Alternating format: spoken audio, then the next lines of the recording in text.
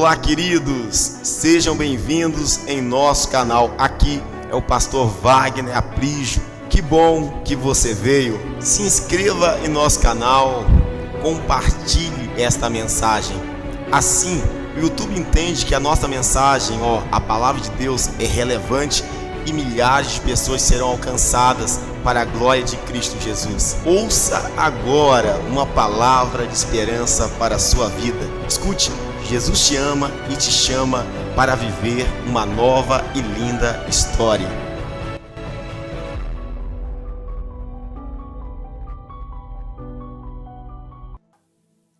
Neemias 3. Amém? Vamos lá. Oramos ao Senhor. Pai, fale conosco. Abre o nosso coração. Nos leve no centro da Tua vontade. Fale aquilo que não conseguimos entender até aqui. Desperte nosso espírito, para que nosso espírito se atrele, para que nosso espírito se encha da Sua glória, da Sua presença e da Tua boa, agradável e perfeita vontade. Assim nós oramos no nome maravilhoso e poderoso de Jesus. Amém. Eu gostaria que você lesse comigo somente os primeiros versículos e eu quero trabalhar com você. Eu tenho um subtema aí em negrito. A minha diz assim, em cima do texto diz assim: a distribuição do trabalho. Diz assim, olha, o sumo sacerdote Eliacibe e os seus colegas sacerdotes começaram o seu trabalho e reconstruíram a porta das ovelhas. Eles a consagraram e colocaram as portas no lugar. Depois construíram o muro. Diga comigo, depois construíram o muro. Amém. Construíram o muro até a torre dos 100, que consagraram, e até a torre de Hananeel. Só até aí. Eu quero aqui caminhar com você sobre algumas palavras-chave que nós encontraremos nesse capítulo 3. Palavra-chave: eles trabalharam. Palavras-chave: eles colocaram as portas no lugar. Palavras-chave: eles construíram o muro. Trabalho, construir. O capítulo 3 fala da organização que Neemias teve para de fato colocar em prática o projeto que Deus plantar em seu coração. Olhem para cá. Eu não vou falar mais sobre o contexto de Neemias, você já conhece. Neemias foi levantado para reconstruir os muros de Jerusalém. Era a missão dele. Mas a Bíblia diz que ele não fez sozinho. Diga assim comigo: Neemias tinha uma missão de Deus, mas ele não fez sozinho. Você precisa entender isso. Todos nós fomos chamados para uma missão. Nós nascemos com um propósito de Deus. Uma das perguntas mais importantes que se fazem até hoje fala sobre propósito. Algumas pessoas ficam se perguntando: de onde nós viemos? Isso fala de nossa origem. Alguns perguntam quem eu sou. Isso fala de identidade. Outros dizem: será que para onde nós vamos? Isso fala de destino. Todos nós devemos, em Cristo, estar aptos para respondermos estas perguntas que são cruciais, que norteiam a nossa história, a nossa vida. De onde eu vim? Minha origem, minha raiz. Será que eu nasci simplesmente por nascer? Será que eu nasci porque minha mãe, cruzou o caminho com meu pai e pronto, nasci por nascer. Não. Nós fazemos parte do maior propósito que o mundo já viu e ouviu. Nós somos parte do propósito de Deus. E a Bíblia diz que esse Deus, Ele nos conhece, Ele nos chamou, Ele nos escolheu desde a fundação do mundo. Queridos irmãos, quando você para, não é simplesmente uma parada comum, humanamente falando. Quando você para, você está retardando.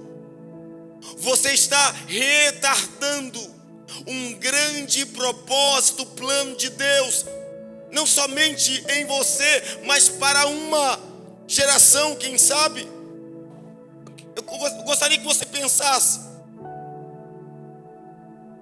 Se Noé parasse de construir a arca pela zombaria, pelo descrédito, pela incredulidade, pela violência,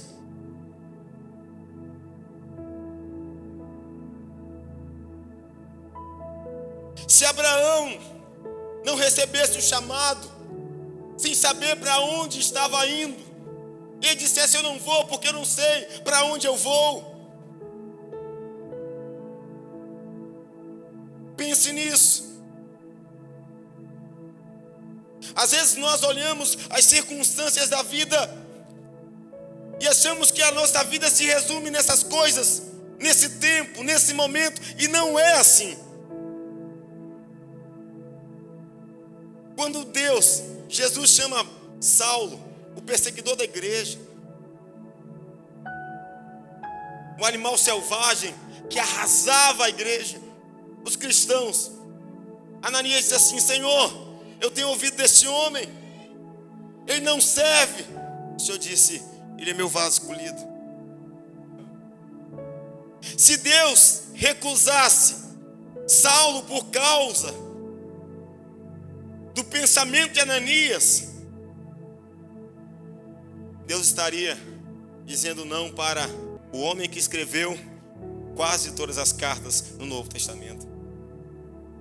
Um dos homens que mais fez missões quando nós olhamos pela lupa bíblica do Novo Testamento.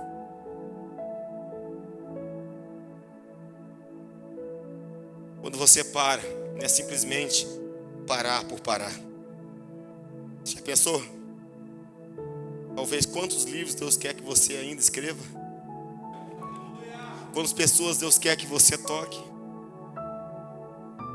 Se Ananias paralisasse Paulo, não aceitasse o Saulo, não tínhamos Romanos, 1ª, 2ª Coríntios, não tínhamos Gálatas, Filipenses, Efésios, Colossenses, não tínhamos 1ª e 2ª Timóteo, não tínhamos Tito, não tínhamos Filemon. Porque eu quero te dizer que você é muito mais do que esse ser que acha que está sobrevivendo. Você não nasceu para sobreviver. Você nasceu para ter uma vida cheia, permeada dos propósitos de Deus. É isso. Neemias é chamado. Ele não para pela oposição, ele não para pelos conflitos externos e internos, ele não para. Ele coloca em prática agora a visão que recebera para reconstruir os muros. Escute bem, o que aprendemos aqui? O tema para essa mensagem do capítulo 3 é: Neemias, cada um deve fazer a sua parte. Cada um deve fazer sua parte. Se você deseja reconstruir a sua família, essa é a visão de Deus para esse ano. Se você deseja reconstruir na esfera profissional, no âmbito familiar, no âmbito conjugal, no âmbito ministerial, esta é a visão que Deus te deu para este ano. Mas escute, Deus te deu uma visão mas Deus também está trazendo pessoas para somar com você. Deus não te chamou para trabalhar sozinho, nem sozinha. Vamos lá, capítulo 3. A gente vai perceber que Neemias chama o povo para a responsabilidade individual. Nós vamos ter aqui cerca de 40 nomes de líderes proeminentes, de homens importantes, onde cada um teve a responsabilidade de levantar os muros de frente da tua casa, defendendo o seu território. Neemias não pagou uma empresa. Neemias não disse: eu vou contratar uma empresa. Vocês, sacerdotes, vocês homens, mulheres, fiquem em casa, fiquem dormindo até tarde, que eu paguei uma empresa e eu vou mandar fazer um muro em Jerusalém todinha. Mas vocês não vão ter trabalho algum. Vocês só vão usufruir da bênção. Não! Quem quer usufruir da bênção precisam fazer parte do trabalho. A Bíblia diz que aqueles que trabalham no Senhor nunca será em vão, nunca será inútil, mas tem que trabalhar. Deus não nos chamou para sermos ociosos, sanguessuga, só quer receber, só quer pedir, só quer cobrar. Mas a Bíblia está nos dizendo que, ao contrário disso, Deus quer que, se você deseja reconstruir algo em sua vida, primeiro, se levante, se posicione, faça a sua, diga comigo, minha parte, sua parte.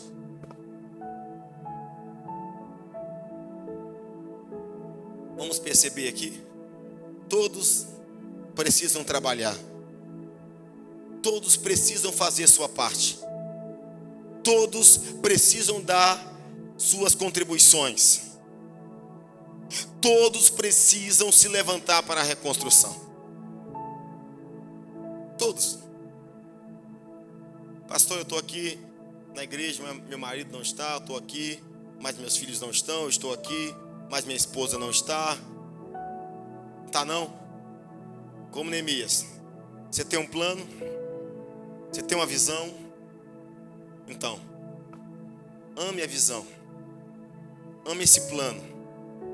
Ore como Neemias. Jejue como Neemias. Vai chegar um tempo que você precisa conversar com essas pessoas da sua casa.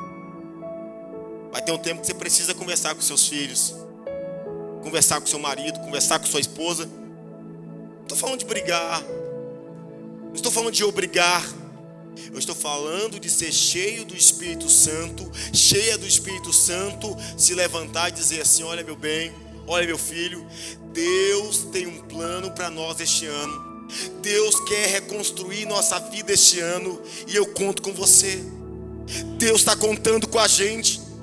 Como dizia a nossa pastora saudosa, Ludmila Ferber, o céu inteiro se move para ver eu vencer, não, para ver a gente vencer. Você pode aplaudir o Senhor bem forte por essa palavra, meu irmão? Aleluia. Aleluia. Pois bem, porque cada um deve fazer sua parte.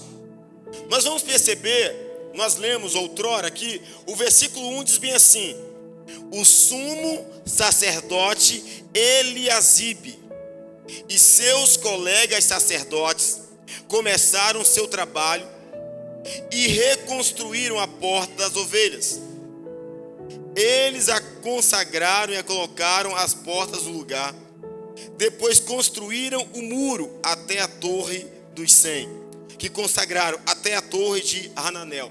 Presta atenção, palavras-chave: sumos sacerdotes e sacerdotes. Pastor, o que significa isso? É que a reconstrução dos muros começaram com o quê? Com a liderança espiritual. O sumo sacerdote Eliasibe, com seus colegas sacerdotes, está ali, versículo 1. O que nós aprendemos aqui? Que alguém em nossa casa, alguém em sua casa, precisa liderar esta reconstrução. Diga amém, meu irmão. Enquanto você ficar esperando pelo outro, nada vai acontecer. Isso é omissão, negligência e desculpa. Se as coisas estão difíceis, se você percebe que algo na sua vida está desmoronando, está em ruína, como os muros de Jerusalém que estava, em entulhos, você precisa liderar esta reconstrução na sua casa. Fala assim: eu preciso liderar a reconstrução da minha casa. Os líderes representam o quê? Os que tomam posição, os que batem no peito, os que trazem sobre si responsabilidades. E eu estou vendo aqui alguns adolescentes, alguns jovens. Talvez vocês pensam: poxa, meu pai e minha mãe não estão aqui, eu sou tão novo. José também era. Quantos anos tinha Davi quando foi lutar contra Golias? Alguns dizem que Davi tinha uns 16, 17 anos de idade, talvez. Se você está aqui me ouvindo, é porque o Senhor está te dizendo: você é o líder ou a líder que eu estou chamando para liderar a reconstrução na sua família. Ontem eu estava ouvindo liderança transformadora do pastor Silas Malafaia. O pastor Silas falou sobre liderança. E ele explicando que todos nós, todo ser humano, até você que se sente comum e incapaz, foi chamado para liderar alguma área da sua vida. A primeira área que você deve liderar é você mesmo. Não tem esse negócio de tentar liderar no trabalho, tentar liderar na escola, tentar liderar na igreja, enquanto você mesmo não se controla. Isso se chama domínio próprio. A primeira área da vida a se liderar é a sua própria vida. Eu falei sobre isso. Tem gente que tem soluções para tudo e para todos, só não tem soluções para si mesmos. Deus quer que você se levante na sua casa. Há 15 anos eu me converti a Cristo. Eu e a minha esposa vivíamos nesse mundo devasso, de farra, de carnavais. Mas eu recebi Jesus na minha vida. Nós estávamos separados, família destruída, vida arrasada, terra arruinada. Eu disse: eu vou para a igreja. Deus me chamou e eu fui para a igreja. Fui o primeiro culto sozinho, fui o segundo culto sozinho, e a gente não se falava. Já havíamos mais de 2 meses sem se falar dentro de casa, eu e minha esposa. E o pensamento era: vamos nos organizar e separar geograficamente, porque fisicamente já estávamos separados. Só que eu fui para a igreja, eu tomei uma posição. Eu levantei minha mão e disse: eu vou servir Jesus. Eu vou reconstruir minha vida. E eu comecei a reconstruir minha própria vida. Eu comecei a me liderar. Antes de querer liderar minha esposa, eu me liderei. Meus amigos falavam: hoje vai ter futebol, vai ter churrasco, vai ter bebida, vai ter farra. Vamos, Wagner. Eu dizia: não, agora é Santa Igreja. Eu comecei a me liderar. Eu chegava no meu trabalho, meus amigos do mundo, da bancada de cerveja, então eles viam com um celular cheio de vídeos pornográficos. Eu dizia: aqui, Wagner, vamos ver um vídeo? Eu dizia: não, eu estou servindo a Deus. Eu comecei a me liderar. Meus parentes faziam churrasco, farra, chamavam a mim e minha esposa. Ela ia com as irmãs e eles diziam: você vai? Eu disse: não, hoje tem célula na minha igreja. Eu comecei a me liderar. Após me liderar, fui ao 3º culto na igreja, fui ouvindo a palavra e voltei para casa com a palavra de Deus. Agora você pode liderar a sua família. Se posicione, chame sua família para levantar os muros com você. Cheguei para minha esposa, ela sentada, a amada pastora Gilmar, e eu falei assim com ela: amor, eu falei com ela: mulher, que a gente estava brigando. Mulher, escute isso. Você sabe que agora eu sirvo a Deus. Já bebi, já farriei, já falei com você, já peguei contra a minha família. E disse assim para ela: a partir de agora eu sou crente. A partir de agora eu sirvo ao Senhor. Eu falei: tem um porém. Eu quero levar você comigo. Eu quero que nosso filho seja educado conosco. Eu quero te dar uma vida que eu nunca consegui até hoje. Eu quero te honrar. Mas isso só vai acontecer se você for comigo. Porque essa vida de bebida para mim morreu. A vida de carnaval acabou. Ela abriu os olhos assim, arregalou os olhos, não me deu resposta alguma. No domingo seguinte, quando eu me arrumei para ir para a igreja, quando eu ia falar mulher, ela já estava arrumada e disse assim: vamos para a igreja, amor. Faz 15 anos que servimos ao Senhor.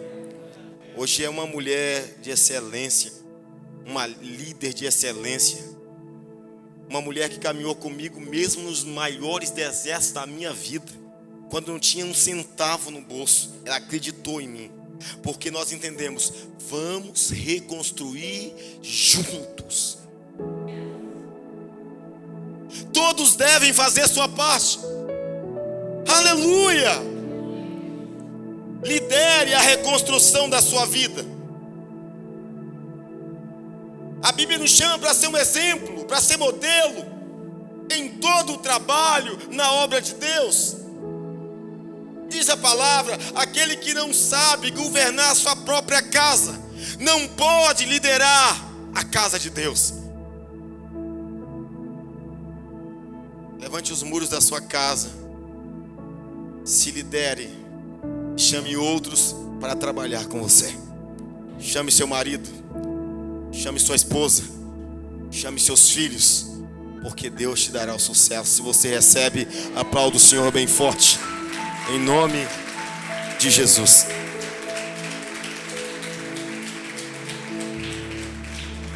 Amém? Se nós pegarmos do versículo 8 ao versículo 32, você pode perceber que todos, ou praticamente todos, trabalharam, independentemente de títulos, funções e cargos. Você pode ler o capítulo 3, no versículo 8 diz que os ourives e os perfumistas reconstruíram suas partes. No capítulo 9, no versículo 9, versículo 12, 14, 15, 16, 17, 18 e 19, diz que os governadores de cada distrito reconstruíram suas partes. No versículo 12 diz que as mulheres também trabalharam na reconstrução. Diga amém, mulheres. No versículo 17 diz que os levitas, aqueles que trabalhavam no templo com os sacerdotes. Ei, você que isso não é muito interessante, nem gosta dessa comparação. Levita do Antigo Testamento os músicos, são os músicos de hoje. Não, é diferente. Mas se for fazer uma comparação, você que hoje trabalha na música da igreja, no louvor da igreja, na adoração da igreja, você precisa fazer sua parte na reconstrução. Como falar de algo que eu não estou fazendo para que você tenha respaldo no que você quer ministrar? Você precisa reconstruir esta área. Esse ano toda a liderança, diáconos, obreiros, pastores, líderes, ministérios, nós precisamos. A reconstrução começou com os líderes. Nós que estamos liderando, nós que estamos de frente de alguma coisa, nós precisamos ter respaldo, nós precisamos falar e fazer. Chega disso. A gente vai olhar contribuintes, dizimistas da igreja. A gente tem poucos músicos, a gente tem alguns obreiros. E sabe quem às vezes é mais fiel nos dízimos e ofertas, nas contribuições, que acreditam na igreja. Sabe quem são? Os idosos da igreja. O irmão que não pede uma oportunidade, enquanto aquele que quer oportunidade não ajuda com nada. Pessoas que não cobram nada, e essas são as que mais ajudam e contribuem na casa de Deus. Está na hora de acabar com isso. Começou com a liderança. Os levitas reconstruíram suas partes. Versículo 16, os servos reconstruíram. Versículo 29, os guardas reconstruíram. Versículo 32, os comerciantes reconstruíram. Ou seja, cada um fez a sua parte. Fez sua parte. Pastor, mas Neemias sofreu com pessoas que não quiseram fazer suas partes? Vamos ler o versículo 5, por favor. Versículo 5, vamos ler. O trecho seguinte foi reparado pelos homens de Tecoa, mas os nobres dessa cidade não quiseram se juntar ao serviço, rejeitando a orientação de seus supervisores. Sempre existe um grupo que não quer fazer nada. Sempre existe um grupo que não se submete à liderança. Eu estou falando aqui agora. A Bíblia diz que alguns nobres não quiseram se submeter à liderança dos seus supervisores. Isso quer dizer para hoje? Alguns estão ouvindo, alguns entendem, mas não praticam. Mas não se submetem àqueles que eles dizem: meu líder, minha líder, meus pastores. Neemias sofreu com isso. Um monte de gente reconstruindo, e alguns cruzaram os braços dizendo: eu não vou fazer minha parte, se quiser façam por mim. Tem gente assim. Não vem na oração de segunda e manda mensagem: pastor, ore por mim. Vem reconstruir o seu muro. Vem reconstruir sua parte. Vem reconstruir sua parte. Eu vou orar por você, sim. Mas quem deve reconstruir o muro de frente da sua casa, da sua família, da sua história, é você. Você é o líder que Deus está chamando. É a líder que Deus quer levantar para liderar a reconstrução da sua família. Creia no Senhor Jesus e será salvo você e a sua casa. Aleluia. Deixa eu te falar algo, meu irmão. Aquele muro, o muro de Jerusalém, alguns dizem, teoricamente falando, que havia 1.600 metros de extensão, 8 metros de altura. Era um muro muito grande, muito extenso, teoricamente. Toda grande reconstrução exige mais trabalhadores. Pastor, mas será que Deus quer que eu faça sozinho? Já te falei, não é sozinho. Deus quer que você comece. Deus quer salvar muitos e todos, mas Ele sabe que nunca começa todos. A família de Noé começou com quem? Com Noé. Tem que começar. Comece a construir a arca da sua vida. Quanto maior a sua arca, maior a possibilidade de salvação para a sua família. Quanto maior o muro que você sonha em reconstruir, maior é a esfera de proteção da sua casa, da sua família, da sua história. Faça a sua parte. Comece você. Jesus disse: olha, a seara é grande, mas os trabalhadores são poucos. Então ore para o Senhor da seara, para que envie trabalhadores. E a minha oração é que Deus faça de você um trabalhador. A minha oração é que Deus faça de você uma trabalhadora. A minha oração é que Deus faça de você um Neemias para esse tempo, que recebeu uma visão, recebeu uma missão, recebeu um chamado, sabe que é grande, está orando, está jejuando. Por quê? Porque já Deus vai enviar pessoas para trabalhar com você. Pastor, eu estou sozinha. Já Deus desperta o seu marido para reconstruir com você.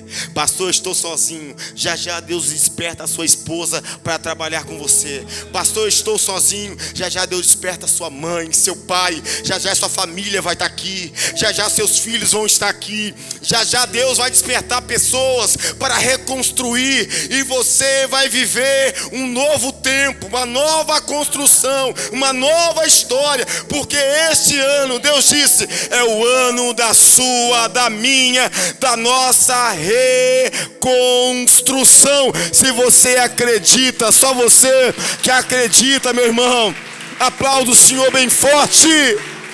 Aleluia, glória a Deus, amém, Senhor, glória a Deus, amém.